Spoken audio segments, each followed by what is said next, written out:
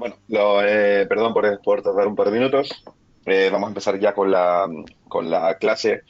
Comentarles, como ya sabrán por otros profesores antes que yo, que el formato de este curso es nuevo, por lo que vamos a tener una sesión para explicar un poquito la asignatura y acto seguido pasaremos a abrir el examen de desarrollo profesional. Así que para mí lo más interesante de esta charla es que ustedes salgan de ella con las ideas claras para poder superar el examen, ¿vale? Partiendo de la base y asumiendo, y como digo en todos los cursos, de que esta, por supuesto, es la asignatura favorita de todos ustedes, es para la que os habéis presentado, porque a todos os interesa aprender derecho aplicado al deporte. Entonces, bueno, intentar darle un sentido a la asignatura que es el que creo que es el más interesante, que es desde el punto de vista completamente práctico y poniendo algunos ejemplos. Si algunos, muchos de ustedes seguramente vendrán del nivel uno, con lo cual ya habremos coincidido, y hay situaciones que vamos a refrescar o que se van a repetir, porque, insisto, considero que esta asignatura, si me pongo a explicar el grueso de leyes y tecnicismos, pues no os va a servir de nada, ¿vale? Para el curso que estamos sacando. Vale, entonces, ¿cuál es mi idea? Mi idea, como el examen, se los adelanto desde ya, van a ser 10 preguntas de tipo test que salen enteramente de las tareas que hemos propuesto. Mi idea es ir pasando de tarea en tarea y resolviendo las dudas que ustedes puedan tener y yo ir explicando las cosas que considero que son importantes y considero que debéis de tener en cuenta, ¿vale? Entonces, el funcionamiento de esto ahora va a ser, vamos por ejemplo, vamos a empezar por la tarea uno. Cualquiera de ustedes, estoy leyendo en el chat, buenas tardes, casi todos, bueno, cualquiera de ustedes que tenga algún tipo de duda, me la escribe por el chat y yo las voy respondiendo a medida que las vaya leyendo y que sigo avanzando, ¿vale? Eh, y bueno, lo dicho. Vamos con la tarea uno. La tarea uno, vuelvo a decir lo mismo que comentamos en el curso de nivel uno. Vuelvo a hacer una introducción muy breve a lo que considero que es fundamental, lo más básico en el derecho, partiendo de la base de que esto no es un curso de derecho, y cuestiones que creo que nos tienen que ayudar a poder entender cómo funciona después los reglamentos a los que sí nos vamos a enfrentar como entrenadores y los que sí vamos a tener que saber manejar y saber entender por qué funcionan como funcionan. Entonces, la primera pregunta para mí es fundamental y es muy importante, es lo más básico de lo más básico del derecho, es cuáles son las fuentes del derecho español. Y aquí tengo que hacer un pequeño matiz, porque, claro, es un examen tipo test, por lo tanto, sí les pido que silencien los audios, por eso les pido que hablen por el chat, y si alguno no me escucha, pues me lo comenta por ahí también. Vale. ¿Cuáles son las fuentes del derecho español? Bueno, esto es un examen tipo test. Por lo tanto, ahí siempre va a haber una respuesta que es la correcta, una respuesta que claramente no lo es y una respuesta que te puede hacer dudar. Entonces, ¿qué problema me encuentro cuando corrijo los exámenes en los exámenes modelo en los que cae esta pregunta? Que no sé cuál ha caído en este. Si ustedes os vais al artículo 1.1 del Código Civil, veréis que las fuentes del derecho son las leyes, la costumbre y los principios generales del derecho. ¿Qué son las fuentes del derecho? Pues una explicación muy básica es de dónde surge la normativa que nos aplican en el día a día, ¿no? Entonces, ¿cuáles son las fuentes de esto? El Código Civil lo establece de esa manera: ley, costumbre y principios generales del derecho. ¿Hace falta que profundicemos más en esto? No, ni en la tarea ni en el examen. ¿Vale? Si alguno de ustedes se ha ido a buscar información en Internet, verá que pues, este concepto se puede ampliar muchísimo, nos podemos ir a fuentes indirectas, nos podemos ir a la Constitución, que la Constitución la podemos interpretar como la fuente de todas las fuentes, pero bueno, no es lo que estoy buscando, ¿vale? Entonces, si esta pregunta sale en el examen o si ustedes queréis responder claro y conciso, ¿vale? Directa y al pie, ley, costumbre y principios generales del derecho. Soy muy pesado con esto, porque en esto es una de las preguntas que más me duele ver que los alumnos fallen en ella, ¿vale? Cuando seguimos preguntando dentro de los principios generales del derecho, pues bueno, dentro de la Constitución, por eso decíamos que la Constitución es fuente de fuentes, ¿no? Nos encontramos con varios principios, como por ejemplo el principio de legalidad, eh, etcétera, etcétera, etcétera. No me voy a detener mucho en estos conceptos, o por ejemplo, qué jerarquía siguen las normas del ordenamiento jurídico español. Son cuestiones que igual que en la primera pregunta, les pido que cuando las vayan a responder en las tareas, sinteticen, ¿vale? No me vayan a hacer dos folios sobre la jerarquía.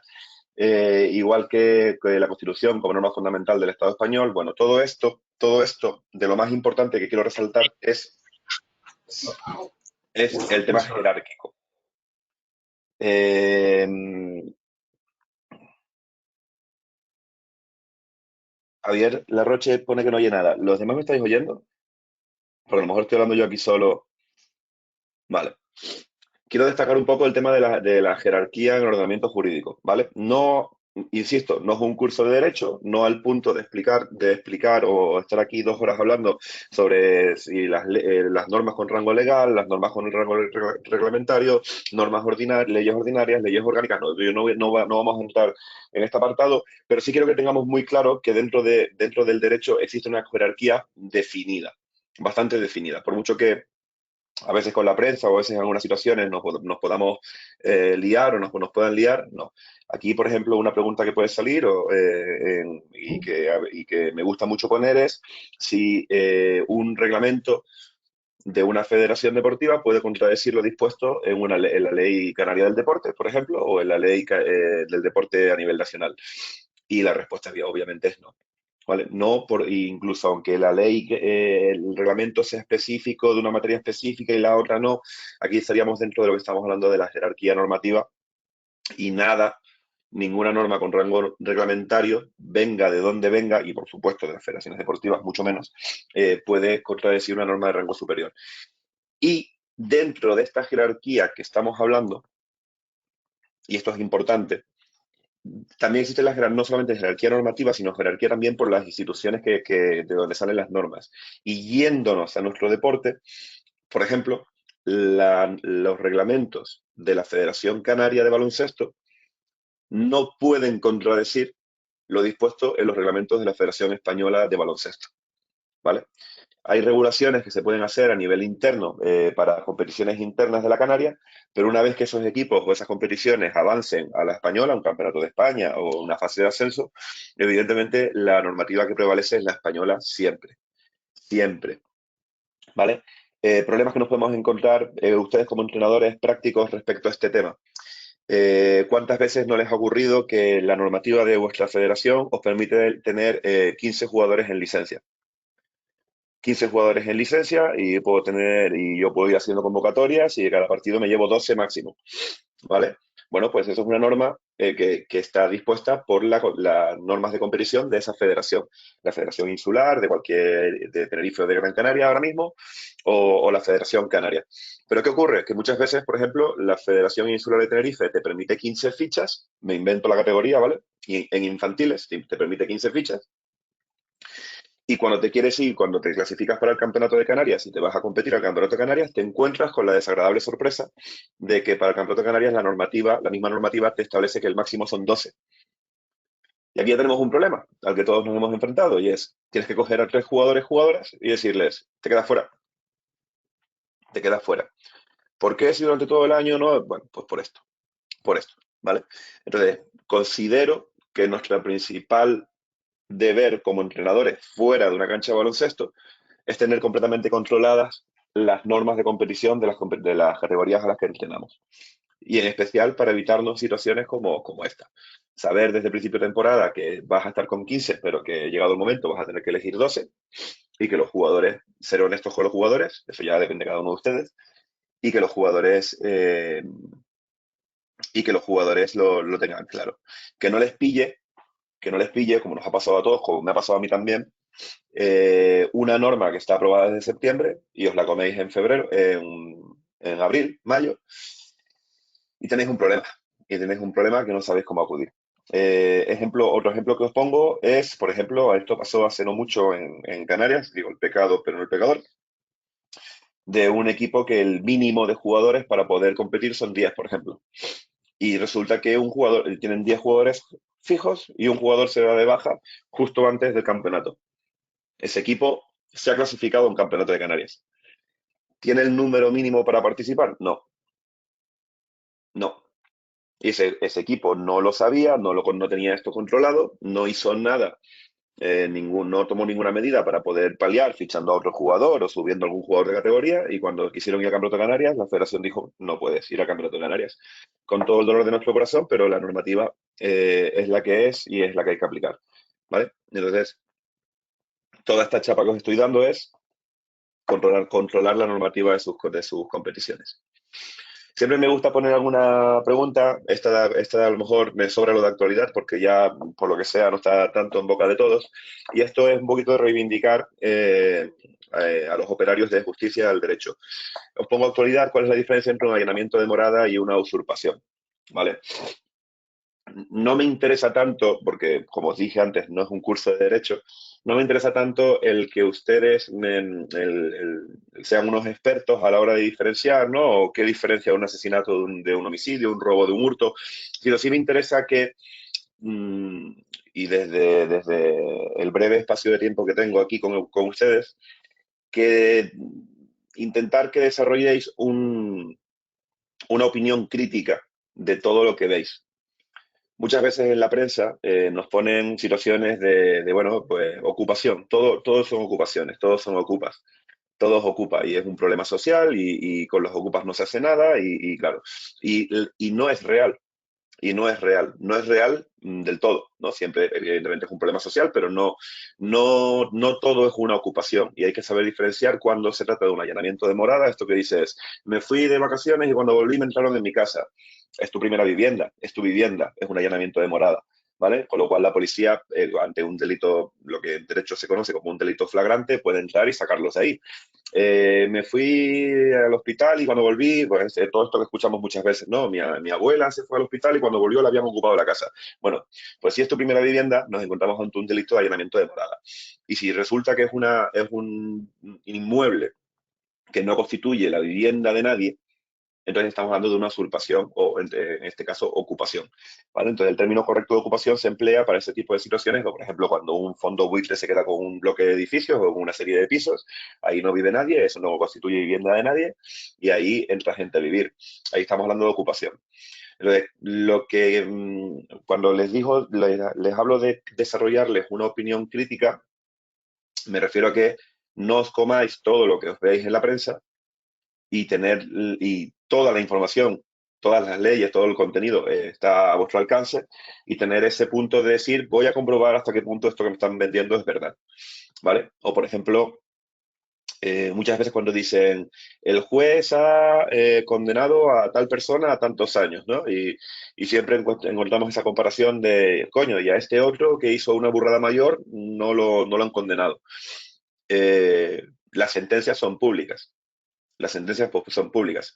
Se me viene el caso famoso y con esto acabo y pasamos a la siguiente, porque esto no tiene tanto que ver con baloncesto, pero bueno, creo que todas estas cosas, si ustedes cogéis la idea, os pueden ayudar.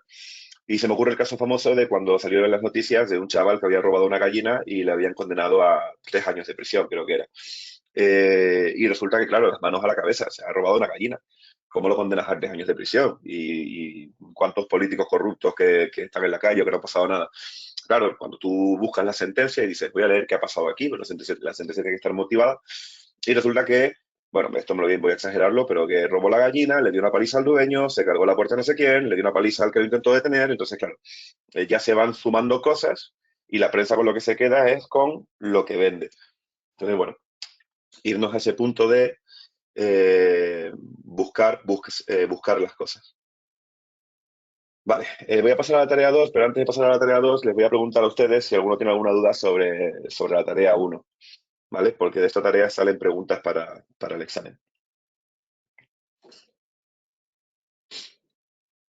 ¿Nadie? Perfecto, maravilloso. Vámonos a la tarea 2. Vale, pues entonces aquí lo voy a adelantar.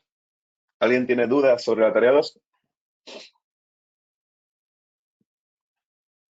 Venga, Luis Miguel, te escucho. Si quieres, ahora el micro.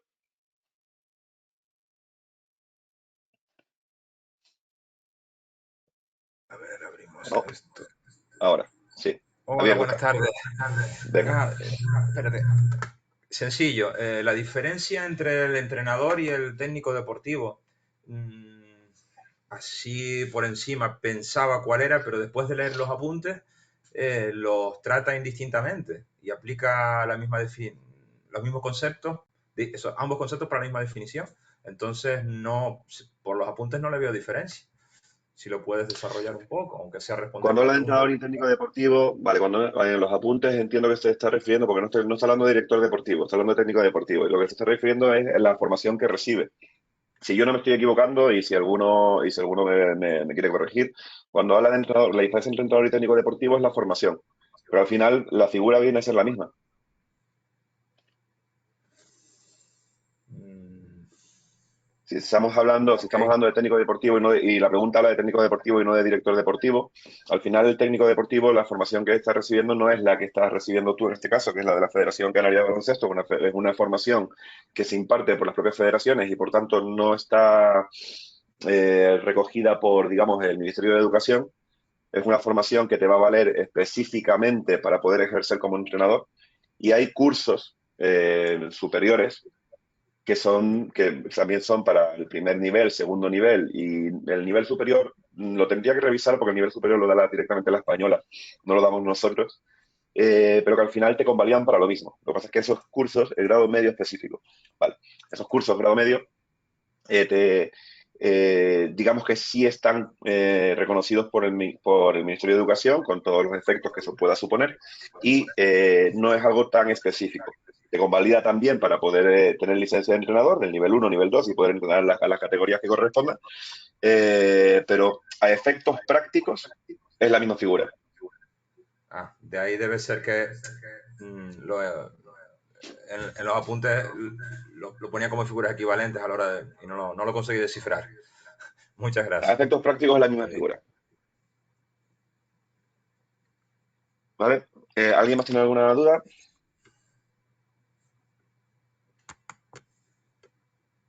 No. Vale. Bueno, miren, son preguntas que vienen del propio temario y me parece mucho más interesante ir comentándolas. Vale, sí. Me parece mucho más interesante ir comentando cosas prácticas, ¿vale? Que ir a enumerarles las 5 características de un club de baloncesto o los 5 derechos y obligaciones de un club de baloncesto. Eh, sí, dentro de lo que nos encontramos muchas veces en la federación, porque yo trabajo como secretario general de la Federación Canaria, y entre una de mis funciones está el tema de las cartas de libertad, ¿vale? ¿Y por qué suelto la carta de libertad ahora? Porque tiene mucho que ver con los derechos y las obligaciones de un club de baloncesto. Entonces, ¿ustedes dentro de un par de meses se van a acordar de las 5 características que habéis visto aquí? Pues es probable que no. Pero espero que sí os acordéis de esto que os voy a contar ahora, porque muchas veces nos vienen con la duda y gente que lleva muchos años en baloncesto no lo controla o no lo conoce y son cosas importantes, ¿vale? Entonces, evidentemente, todos los clubes tienen derechos y obligaciones fundamentales, no solamente exigir los derechos, sino también cumplir con esas obligaciones. Y lo de las cartas de libertad tienen que ver con las obligaciones de los clubes de baloncesto. Yo voy a dar por hecho que todos sabemos lo que es una carta de libertad, pero si no lo explico muy brevemente. Es tan sencillo como cuando un jugador se quiere dar de baja de un club, necesita que el club le dé la carta de libertad para poder fichar en otro. ¿Vale? Y sobre este documento de carta de libertad hay un entramado normativo más o menos extenso, en el que tiene que ver tanto el concepto de transfer, que muchas veces habréis escuchado. Cuando pedimos un transfer es básicamente pedir a una federación de otro país que nos informe si el jugador que quiere fichar en nuestra federación eh, tiene o no tiene licencia con un club de ese país, ¿vale? Para lo que acabamos de decir, de poder buscar y poder fichar en otro. Y aquí viene el tema de la licencia. Cuando uno firma una licencia, lo que está firmando realmente es un contrato. Y la licencia, la Federación Española, estipula que tiene una duración de un año. Entonces, esto no va en el temario, ¿vale? Esto no va en el examen, pero creo que es importante para ustedes. Si yo firmo una licencia por un año y me quiero ir, ¿el club está obligado a darme la carta de libertad? ¿Qué pensáis?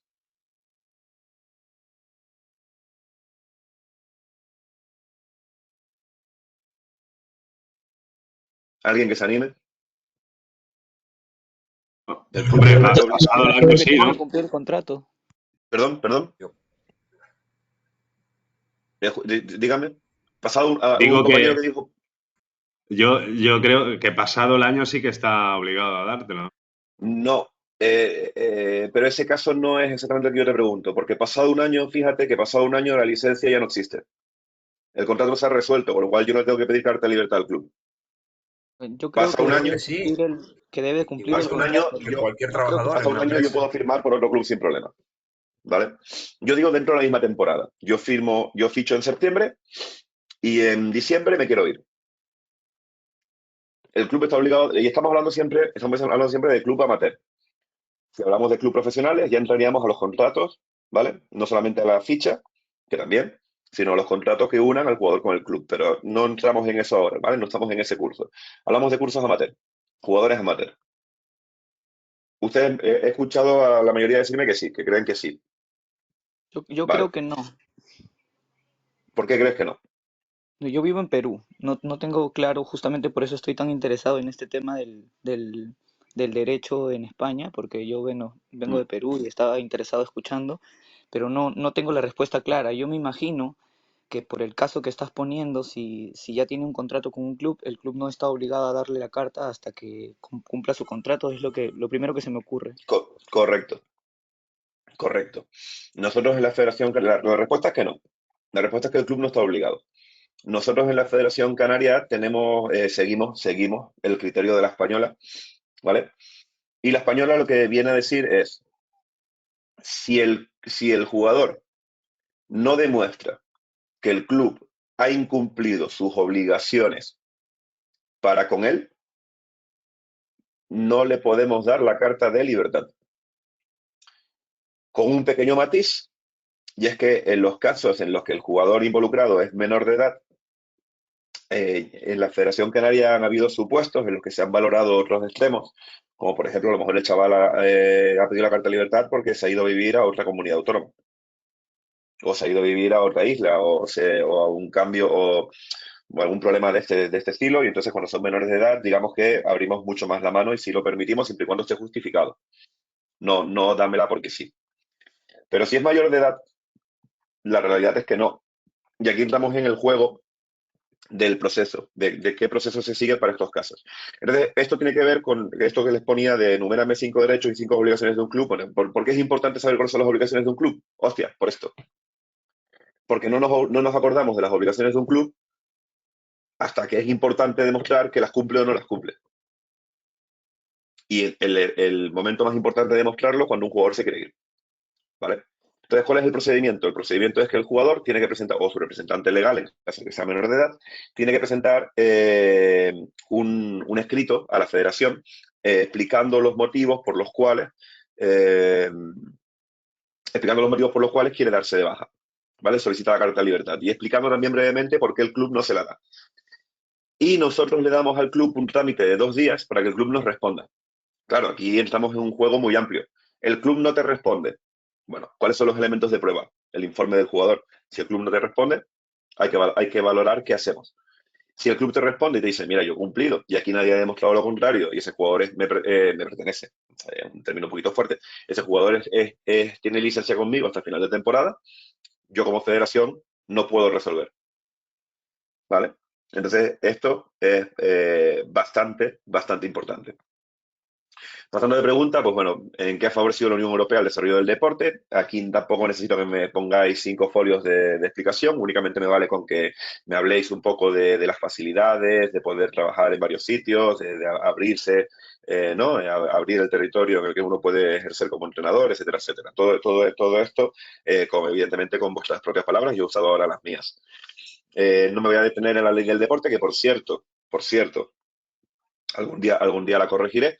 La ley del deporte no es la 10/1990, ¿de acuerdo? Esta ley no ha prescrito, ¿de acuerdo? Pero se ha actualizado y la actual ley del deporte, y se los digo ya, porque quiero que por lo menos tengáis el dato, es la ley 39/2022.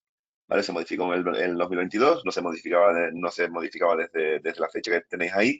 Esa fecha, bueno, pues es justo decir por mi parte que no es correcta, ¿vale? La de que es un entrenador, pues bueno, también hemos hablado un poquito de esto. ¿Pueden los estatutos de las federaciones autonómicas contradecir lo dispuesto en la ley del deporte, la del 2022? No. Esto ya lo adelantamos en la tarea anterior y tiene que ver con la jerarquía normativa. No. Para empezar, es que los estatutos de las federaciones autonómicas no tienen ni siquiera el rango de reglamento. Y un reglamento no puede contradecir una ley, pues tú imagínate, ¿no? Mucho menos. De hecho, nosotros cada vez que la Federación Canaria, cada vez, y de cualquier federación también, cada vez que queremos modificar nuestros estatutos y nuestros reglamentos, tenemos que adaptarlos a la Ley Canaria del Deporte. Y esa Ley Canaria del Deporte tiene que estar también en concordancia con la ley estatal. Por lo tanto, nosotros no podemos ir jamás en contra de este tipo de normas.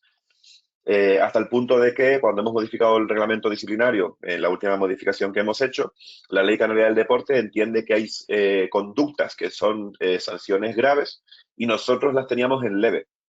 ¿Qué nos ha dicho el gobierno de Canarias? Pasarlas a grave. Esas conductas son graves.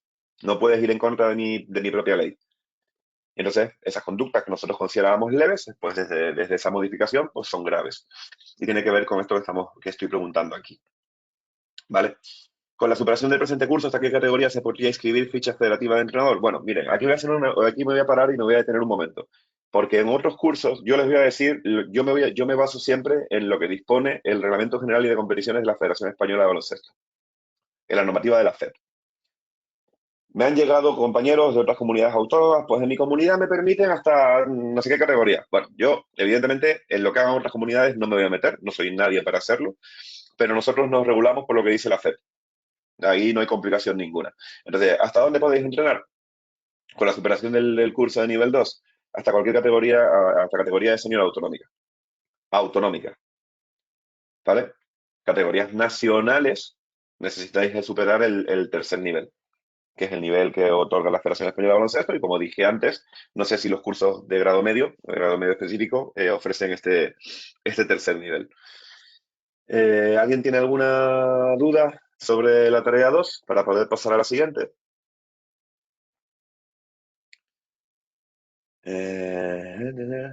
Carlos, te escucho. ¿Se me escucha bien? Se te escucha perfecto. Se me rompió el micrófono. Buenas tardes a todos. Me produce ahora la duda con que con la pandemia llamamos nacionales a las categorías de Campeonato de España, pero las seguimos considerando autonómicas. Entonces,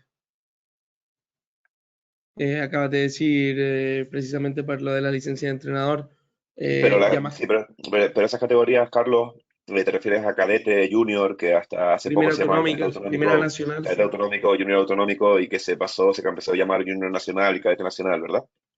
Sí, y también la primera. Sí, pero bueno, el cambio de denominación, cuando yo me refiero a categorías nacionales, me refiero a categorías que compiten en territorio nacional, en ámbito nacional, ¿vale? Por ejemplo, te hablaría del Liga 2, de UNEVA, ¿vale? Aunque la Federación Canaria haya cambiado, porque como tú bien dices, la cambiaron por la pandemia, yo no estaba en la federación en ese momento, pero entiendo que tenía que ver con que las limitaciones que se ponía por el COVID a toda competición que no tuviera carácter nacional, al final la federación lo que interpretó y el gobierno se lo compró es que estas competiciones sí tienen carácter nacional porque digamos que la fase final de la competición acaba en península, ¿no? O sea, la cadeta autonómica tú juegas en toda la comunidad autónoma, la junior juegas en toda la comunidad autónoma, pero te clasificas a un campeonato de España.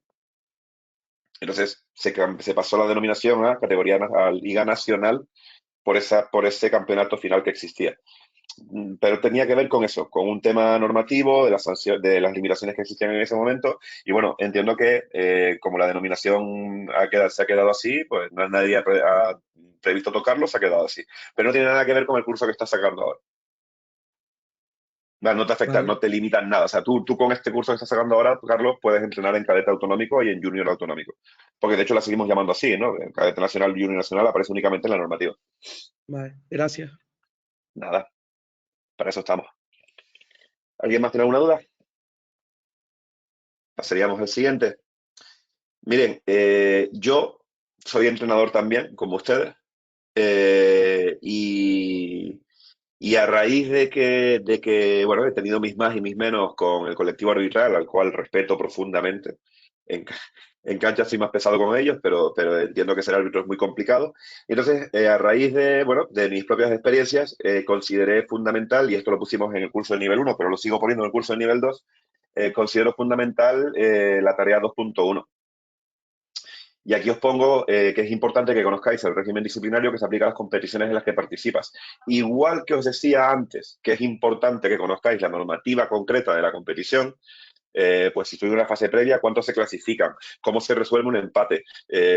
¿Cuántos jugadores puedo tener licencia? Todo esto es fundamental que conozcáis cuál es el reglamento disciplinario que se aplica. ¿Que os lo sepáis de memoria? No, pero sí que, que sí que lo conozcáis. Y sobre todo, ¿qué es lo que tenéis que conocer? Cómo actuar con él en la mano.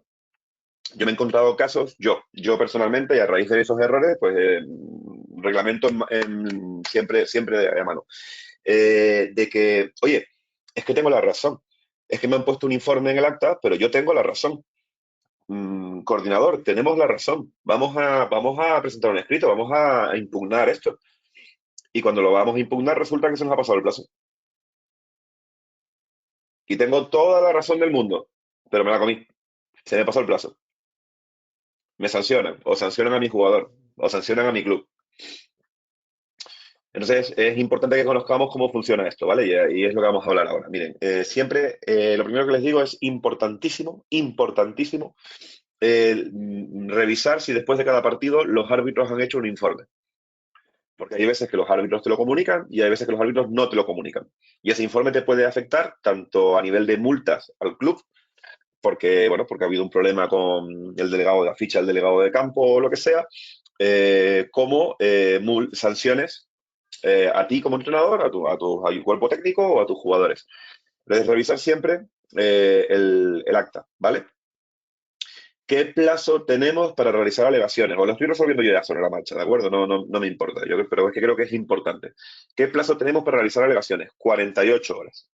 48 horas. Hay alguno en alguna tarea que me pone una hora. Y mi respuesta es sí, pero no. Matízalo. Una hora, ¿cuándo tenemos una hora para realizar alegaciones? ¿Cuándo creen que tenemos una hora para realizar alegaciones y no 48? Por lógica. ¿Cuándo se les ocurre? ¿Algunos se animan? Sin problema, ¿eh? Aunque tire a fallar. O sea, no. En los Lo que campeonatos. quiero en los Claro, cuando campeonatos. tenemos un partido a En los continuación. campeonatos. En los campeonatos. ¿Vale? Cuando tenemos un campeonato de Canarias, un campeonato de cualquier comunidad, un torneo, cualquier evento deportivo en el cual hayan varios partidos en días consecutivos y tu equipo participe, si te sancionan, tienes una hora para presentar un recurso o para impugnar un escrito. Una hora. Porque el comité de competición tiene un plazo mucho más corto para poder resolver. Porque de nada me sirve que me sancionen a un jugador con un partido si el comité me va a resolver la semana que viene. Si yo juego ya los últimos 3 partidos de la temporada viernes, sábado, domingo. Entonces el comité el viernes sanciona para el sábado. Tú tienes una hora para presentar tu escrito. ¿Vale? Entonces eso es importante. De resto, ¿cuánto tenemos? 48 horas. 48 horas. Es que tengo el vídeo, tengo testigo, tengo una grabación de voz, lo tengo todo pero la presentaste 3 días tarde. No tienes nada. Perdiste. ¿Vale? 48 horas. Cosas importantes que os digo yo. Personal. Miren, los árbitros tienen presunción de veracidad. A un nivel distinto, pero bueno, como la policía. Presunción de veracidad. Lo que un árbitro pone en el informe es verdad, se le presume una veracidad, salvo prueba en contrario. Entonces, vamos a redactar un escrito en el que vamos a explicar que esto es mentira y que no vale de nada. No vale de nada, porque entre tu escrito y el informe del árbitro prevalece el del árbitro. ¿Vale? Entonces, los entrenadores, que nos encanta nuestro deporte, grabamos los partidos para ver baloncesto. para corregir gestos técnicos, tácticos a nuestros equipos. Es importante grabar un partido también por esto que os digo. Si presentáis un escrito y la prueba de la que os queréis hacer valer está en vídeo, presentad el vídeo. Presentad el vídeo. No os olvidéis de presentar el vídeo. El corte exacto en el momento en el que ocurre lo que os van a sancionar. Pero presentarlo. Firmar el acta bajo protesta no vale de nada para estos casos. ¿Vale? Firmar el acta bajo protesta es porque me quitaron un punto, me quitaron un minuto de partido, ese tipo de cosas, ¿vale? Pero no para el informe que aparece por detrás o no si yo estoy cabreado. ¿Queréis presentar alegaciones? ¿Queréis corregir cualquier tipo de decisión o de informe que os hagan que os pueda llevar a una sanción? Presentar pruebas. Y la mejor prueba que tenemos nosotros en un partido es la grabación de vídeo. Hay incluso algunos compañeros que me hablan que me parece excesivo, pero también es válida, que es las grabaciones de voz. Hoy en día cada uno tiene, muchos de nosotros tenemos un reloj de pulsera que pues, tiene la posibilidad de grabar el sonido. Oye, es que el árbitro dice que le llamé perro verde y yo jamás le llamé perro verde. Bueno, pues si lo has grabado, aportan. También les digo que estas situaciones, gracias a Dios, no suelen ocurrir porque los árbitros, gracias a Dios, pues no estamos metidos en ese mundo turbio de tener que estar poniendo siempre en entredicho todo lo que se dice, ¿no? O sea, suelen ser bastante serios con lo que ponen en los informes porque ellos saben de la importancia que tiene el informe. Pero nosotros como entrenadores volvemos a lo mismo y esta asignatura prefiero que les sirva para esto que para la parte puramente teórica. Conoced cómo tenéis que actuar en este tipo de situaciones, ¿vale? ¿Cómo se llama el procedimiento? Bueno, pues lo tenéis en el reglamento disciplinario de la Federación Canaria, que tenéis acceso en nuestra página web, os lo adelanto yo, es el procedimiento ordinario. Y os voy a dejar para que respondáis ustedes, porque esto no entra en el examen, de qué dependerá de que se establezca una sanción u otra, ¿vale? Y en cuanto a la pregunta 2, ¿cómo vamos de tiempo? Bueno, bien, más o menos. Y en cuanto a la pregunta 2, os pongo en mayúscula que razonéis. ¿Por qué lo digo? Porque muchas veces en muchos cursos hay alumnos que me dicen no encuentro la pregunta 2 en el temario. No, claro que no. Claro que no. Os estoy pidiendo un razonamiento. Vamos a dar una vuelta a esto. ¿Alguien se anima? ¿Qué creen que se busca con la imposición de una sanción a determinadas conductas? Corregir. Corregir, ¿vale? ¿Algo más? Antes de corregir, Prevenir. No sé. prevenir. Evitar, ¿vale? Evitar. Y esto es algo que tiene en común. Dime. Dime, a alguien le corté. Es igual que un semáforo rojo. Si te saltes y te pillan, te va a decir. Sí, claro. Claro, pero a eso iba, justo a eso iba. Mira, perdón, voy a responder una pregunta un compañero me pregunta por privado. ¿Se puede presentar alegaciones sin firmar el acta bajo protesta? Claro. ¿Quién ha dicho lo contrario? ¿Quién ha sido la persona que nos ha estado engañando toda nuestra vida a los entrenadores? A mí el primero, que cuando no estoy conforme con un arbitraje o cuando no estoy contento con algo sucedido en la cancha, para poder presentar alegaciones tengo que firmar bajo protesta. ¿Quién ha sido esa persona? ¿Quién ha sido esa persona? No es cierto, ¿vale? No es cierto. Y ojo, cuidado. Yo como que soy abogado y que desde hace un par de años trabajo en la federación, antes de meterme en esto y de, digamos, hasta cierto punto especializarme en esta rama, yo como entrenador era el primero que decía, firmo bajo protesta. Porque si no, claro, pues no. Ya os lo digo yo, no hace falta firmar bajo protesta. Tú firmas bajo protesta cuando quieres discutir que te han quitado un punto. Protesta es algo que está reflejado en el acta, ¿vale? O incluso os digo de memoria, porque esto que voy a decir ahora vamos a cogerlo entre comillas, o incluso si queréis discutir que os han quitado segundos, os han quitado un minuto, el tiempo no ha estado bien, algo de esto, ¿vale? Pero el árbitro hace un informe detrás, tú presentas alegaciones, no tienes que firmar nada. El árbitro no hace ningún informe, pero tú quieres presentar unas alegaciones al partido por lo que tú consideres del reglamento disciplinario. que para eso está ahí el reglamento disciplinario, hay que conocerlo. Puedes presentar alegaciones. Tu plazo es, en el primero, 48 horas. Y después hay un procedimiento que no lo hemos puesto aquí porque no se ve tanto, pero también puede existir, que es el procedimiento extraordinario. ¿Vale? Ejemplo de procedimiento extraordinario. Bueno, pues nos damos cuenta un mes tarde de que en un partido ha habido alineación indebida. O en un partido han puesto a jugar a un jugador que no tenía ficha. Pero el árbitro no se dio cuenta, no lo reflejó en el acta, y como federación nos hemos dado cuenta un mes tarde. A denuncia, por decir una palabra, a denuncia de algún otro club. Pues para eso está el procedimiento extraordinario, ¿vale? Que va un poquito más allá y que también está recogido en el reglamento disciplinario. Bueno, volviendo a la pregunta del razonamiento, va un poquito por ahí. Corregir, por supuesto. Las sanciones también buscan corregir. Pero lo principal que busca cualquier sanción, por lo menos en España, es disuadir. Disuadir. Y aquí nos podríamos meter en un debate, incluso no va a ocurrir, ¿vale? No va a ocurrir, no se preocupen, no se alerten, pero nos podríamos meter incluso en un debate filosófico. ¿Por qué? ¿Qué ocurriría en una sociedad en la que nos carguemos el Código Penal? Ya no hay ninguna norma ni ninguna autoridad que te reprima el cometer un delito. Nadie te va a perseguir por robar. Nadie te va a perseguir por lesiones. Nadie te va a perseguir por lo que sea. ¿Qué ocurriría en una sociedad así? Bueno, no entramos en ese debate, pero lo que quiero decir es, el compañero puso el ejemplo del semáforo en rojo. Bueno, semáforo en rojo, el saber que si bebes y te pillan, te van a poner una multa y en función de cuánto vayas, cuánto des en control, puedes tener responsabilidades penales.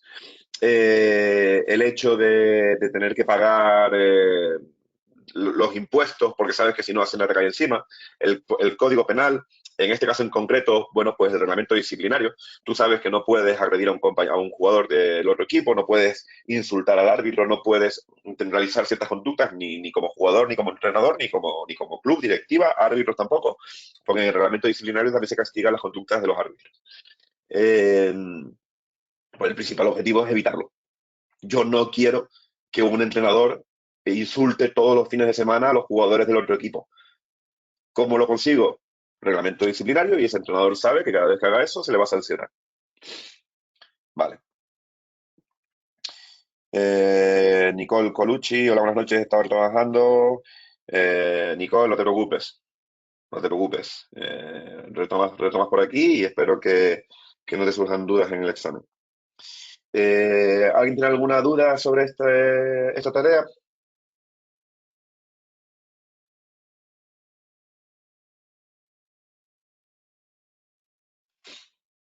¿Alguien? ¿Nadie? ¿Nadie? ¿Alguien habló o fueron cosas mías? Fueron cosas mías. Vale. Nos vamos a la tarea 3, la última. ¿Vale? Bueno, vuelvo a hacer hincapié en el régimen disciplinario.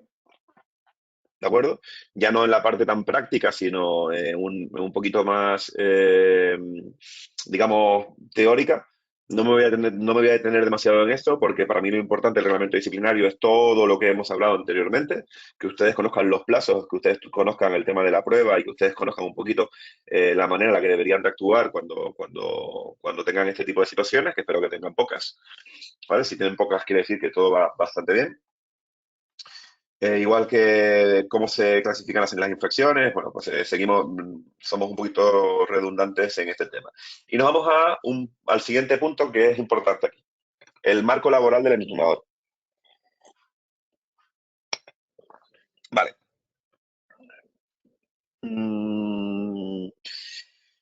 En otros cursos, debatiendo esto, me he encontrado con que según la comunidad autónoma o incluso según el país, no tiene nada que ver una cosa con una con la otra. Yo les explico. En Canarias, muchos clubes, sobre todo si son colegios, o bueno, o no tiene por qué ser colegio, pero los colegios seguros y muchos clubes privados también, a los entrenadores los contratan. Y eso es lo que se llama un trabajador por cuenta ajena en derecho, ¿vale? Trabajador por cuenta ajena, están contratados, seguridad social, horas, y tienen derechos laborales perdón, derechos y deberes laborales, tenemos que pasar un control horario, etcétera, etcétera, etcétera. Yo he estado en clubes, bueno, sé que hay clubes que te piden que te des de alta de autónomo. Lo que pasa es que yo entiendo que para los entrenadores, por lo menos en España, darte de alta de autónomo, si tu única actividad es la del baloncesto, a lo mejor no te sale rentable. Si tú eres autónomo por otros motivos, pues, bueno, pues lo puedes colar por ahí. Y nos iríamos a una figura que no está ahí, pero yo creo que es la más conflictiva, que es la del voluntariado. La del voluntariado. ¿Qué es el voluntariado? Bueno, ahora mismo es una figura, digamos, bastante opaca. En derecho, el régimen de voluntariado va a depender de cada administración pública.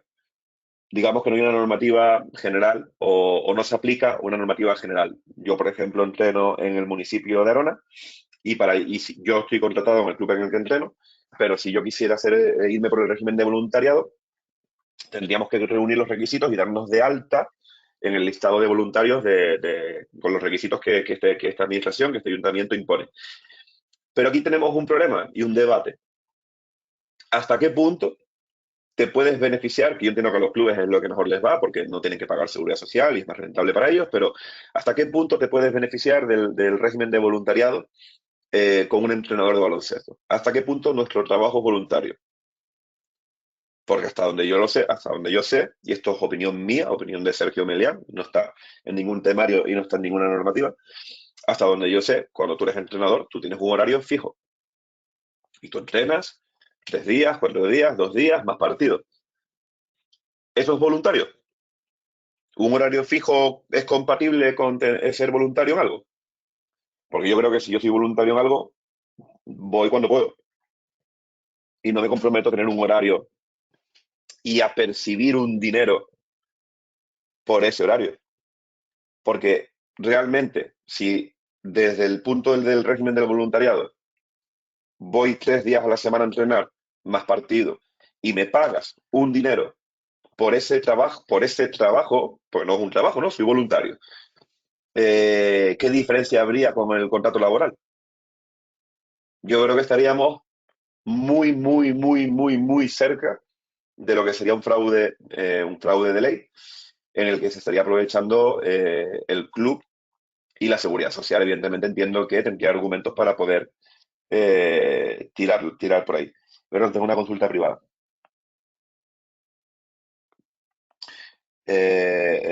Sí, pero perdón, es que no digo nombres, pues si me preguntan por privados por algo, si tienes esa asignatura convalidada, si te la ha convalidado Verónica, formación Federación Canaria de Baloncesto, evidentemente no tienes que hacer el examen, ni tampoco estar aquí, lo tienes convalidado. Vale, alguien, porque he perdido el hilo. ¿Alguna duda de lo que estoy exponiendo sobre los diferentes modelos de trabajo que tenemos como entrenadores en España?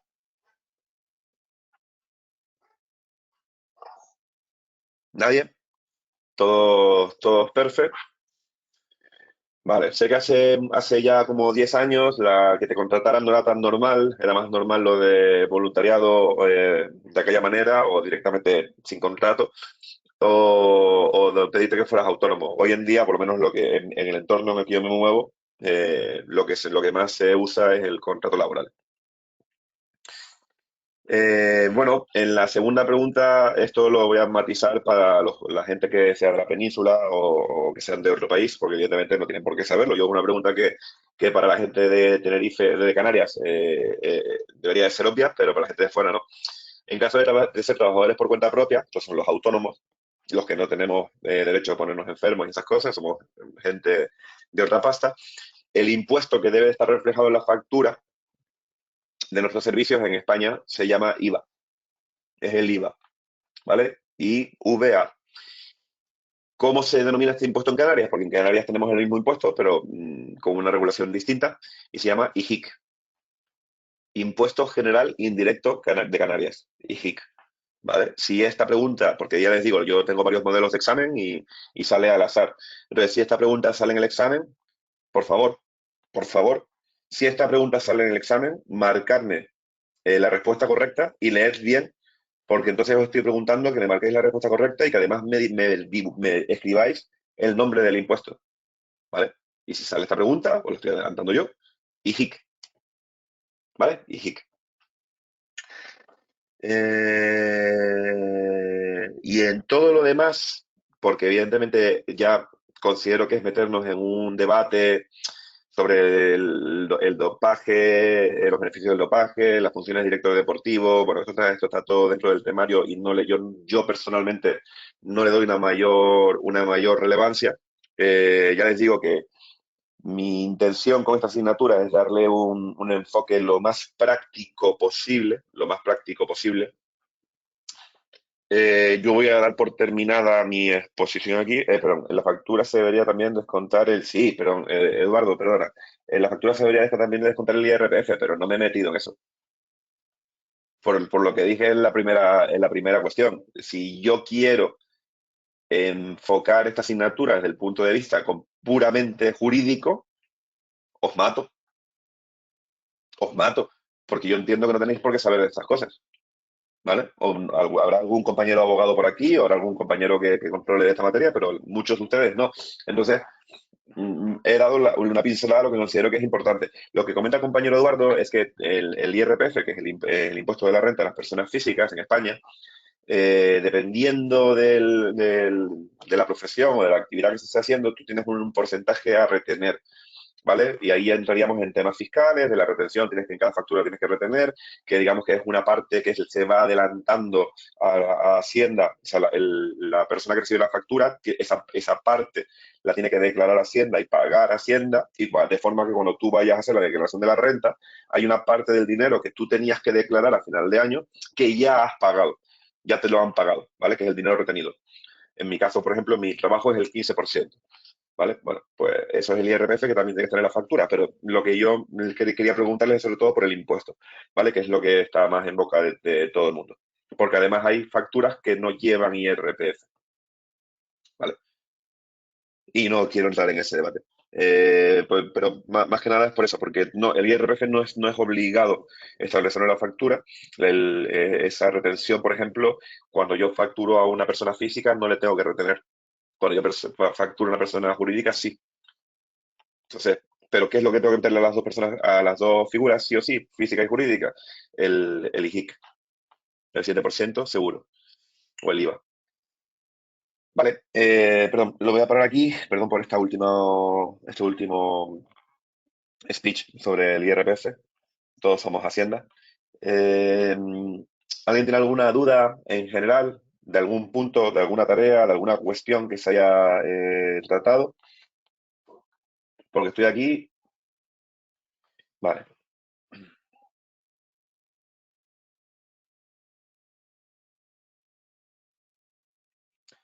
La pregunta de Gerardo, en caso de ya estar desempeñando un trabajo como en otro sitio que te quieran contratar como entrenador, ¿qué recomiendas? ¿Firmar contrato por cuenta ajena o se podría estar de autónomo como entrenador? Las dos, tú puedes hacer las dos cosas. Vamos a ver, yo no soy asesor fiscal, por lo tanto, hay una parte que los compañeros me dicen a veces que es lo del doble pagador. Pero para el doble pagador no es algo tan rápido de aplicar como la gente se piensa, porque mi asesor fiscal que en su momento me lo explicó, sino que se tiene que reunir una serie de requisitos. Entonces, yo te voy a poner mi caso. Mira, yo soy autónomo. Yo soy abogado, tengo mi despacho, soy autónomo y yo estoy contratado en mi club de baloncesto. Eh, entonces, yo soy al mismo tiempo trabajador por cuenta ajena en mi profesión y perdón, en el baloncesto y trabajador por cuenta propia en mi profesión. Y no tengo ningún tipo de dificultad, no es incompatible. ¿Vale? Entonces ahí tendrías que hablar con tu asesor y ver cuál te compensa más. Porque si tú no eres autónomo de por sí, pagar la cuota de autónomos todos los meses para que tu único ingreso sea el de entrenar a un equipo de baloncesto, pues tendrías que hacer números, pero igual sales perdiendo. Vale. ¿Alguna otra duda? ¿Alguien quiere comentar algo? ¿Alguien quiere preguntar algo?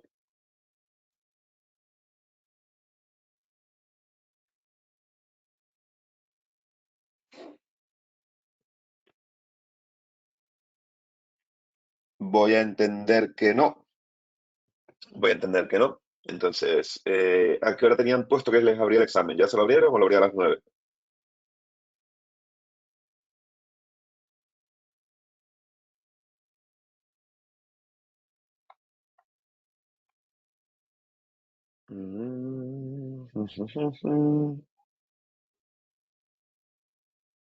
¿El examen ya lo tienen abierto? ¿Me lo pueden confirmar, por favor? Lo acabo de refrescar y ya está disponible. Vale, pues ya tenéis el examen disponible. Yo lo que voy a hacer es que voy a aguantar 10 minutitos más por aquí. Podéis empezar a hacer el examen, pero me está preguntando Daniel Morera. Tengo que empezar, no, vale, tengo que empezar a entrenar ya. ¿Estará disponible el examen hasta las 12? Me acabas de matar. No, hasta las 11 creo que pone aquí. Eso lo lleva Nauser, creo que pone hasta las 11.